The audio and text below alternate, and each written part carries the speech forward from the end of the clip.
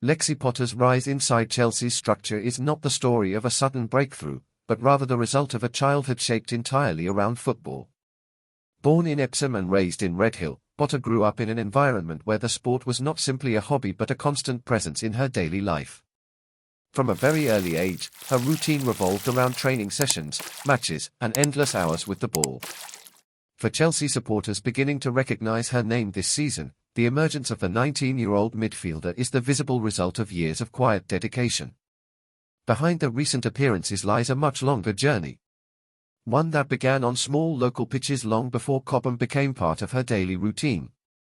Potter often speaks about football with a kind of joy that immediately reveals how deeply the sport has shaped her identity.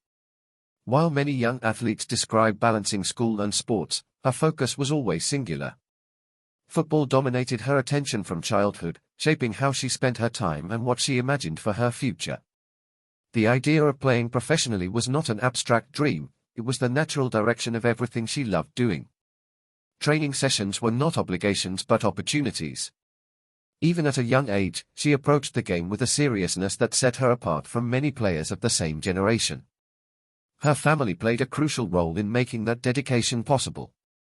Support from home allowed her passion to grow without limits, something Potter frequently acknowledges when reflecting on her development.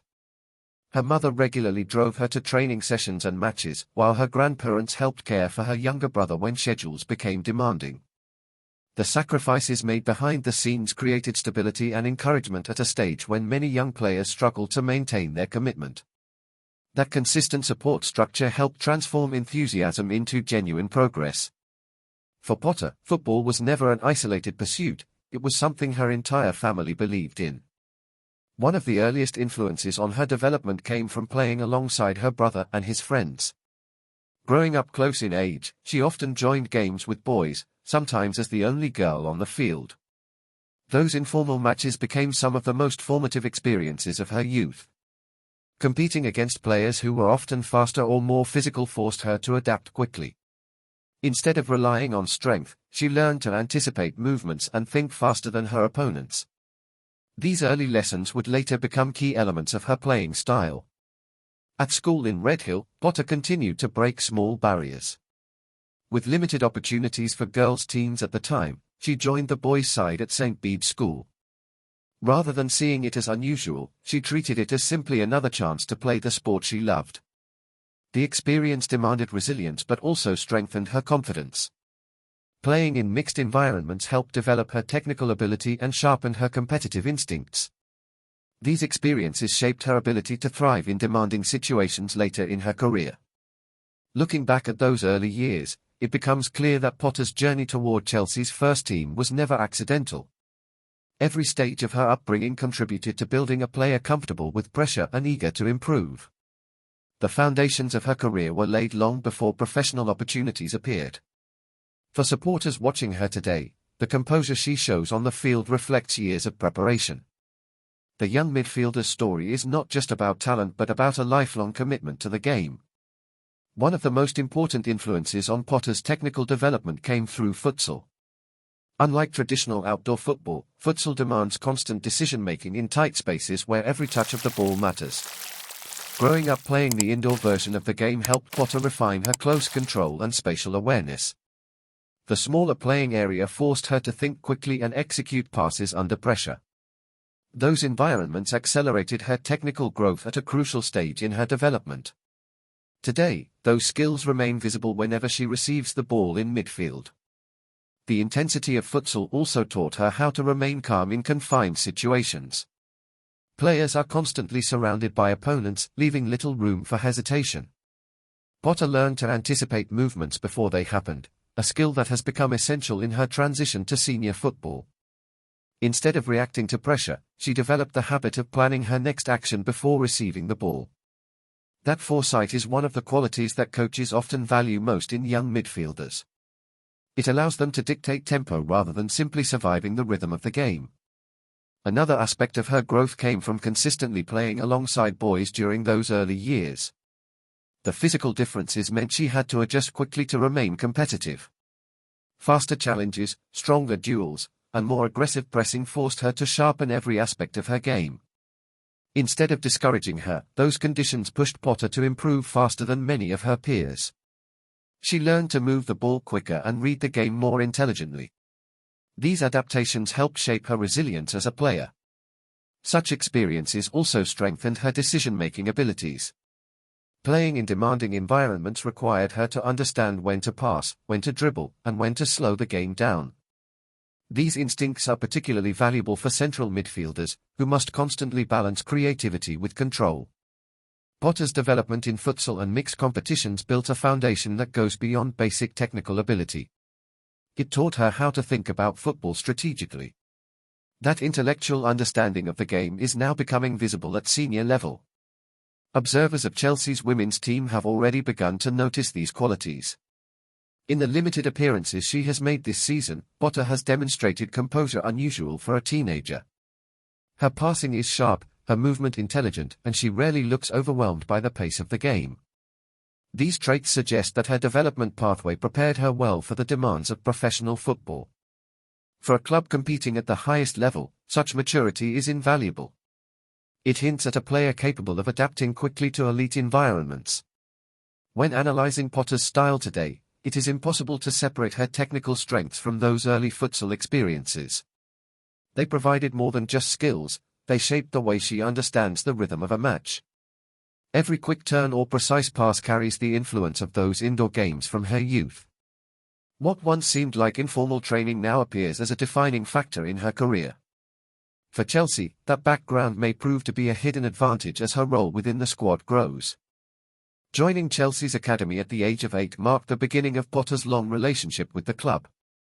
Few players spend such a significant portion of their formative years within a single system. Growing up in the academy environment allowed her to absorb the club's philosophy from the earliest stages of her development. Training sessions emphasized both technical excellence and mental discipline. Coaches focused not only on building skill but also on shaping players capable of handling professional expectations. Potter matured inside a structure designed to produce elite athletes. Academy football also exposed her to high levels of competition from an early age. Training alongside talented teammates pushed her to constantly refine her abilities. The environment encouraged ambition while maintaining a culture of humility. Young players were reminded that progress required consistent effort rather than relying solely on natural talent. Potter often highlights how this atmosphere influenced her mindset. Instead of focusing on recognition, she concentrated on improving step by step. One of the defining moments of her academy years came when her team lifted the FA Youth Cup. That achievement represented more than a trophy, it validated years of development and teamwork. Competing in such high-pressure matches prepared her for the emotional intensity of professional football. It also strengthened the bonds between players who had grown up together within the same system. Success at youth level often serves as a stepping stone toward greater challenges. For Potter, it confirmed that she was moving in the right direction. However, the most significant test of her career arrived when Chelsea arranged a loan move to Crystal Palace. Between 2023 and 2025, Potter stepped into an environment very different from the academy. The transition from youth football to senior competition can be daunting, particularly for young midfielders. She suddenly found herself competing against experienced professionals who had spent years mastering the physical and tactical aspects of the game. The challenge required rapid adaptation. It forced her to grow both as a player and as an individual. The loan period proved transformative.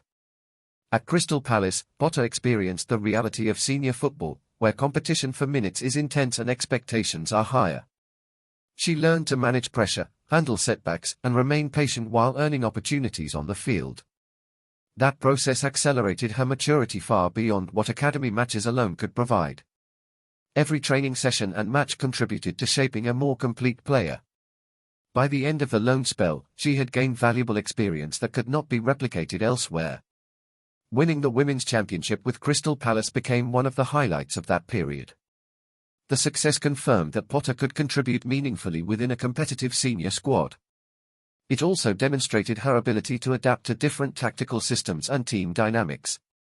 For Chelsea's coaching staff, the loan served as a crucial evaluation stage. The experiences she gained there would ultimately influence the decision to integrate her into the first-team environment. Returning to Chelsea after 2 years away placed Potter in a very different position. No longer just an academy prospect, she arrived with senior experience and growing confidence. Head coach Sonia Bompastor recognized that progress and began integrating her into the first-team setup. Training sessions at Cobham now place Potter alongside some of the most accomplished players in women's football. For a young midfielder, such an environment provides both inspiration and intense competition. Every session becomes an opportunity to learn. Her early appearances this season have offered glimpses of what she might bring to the team in the coming years.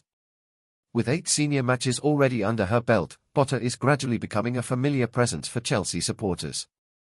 Although she is still developing, her composure in possession and ability to read the game have stood out. These qualities suggest she could become an important piece in the club's long-term plans. Chelsea's midfield has long been defined by intelligence and technical quality. Potter's profile fits naturally within that tradition. What makes her trajectory particularly interesting is the balance between humility and ambition. Potter often emphasizes that she does not see herself as a finished player. Instead, she focuses on continuous improvement and learning from experienced teammates. That mindset is crucial in a squad filled with world-class talent. Competing for trophies demands constant development from every player. Her willingness to embrace that challenge reflects a maturity beyond her age.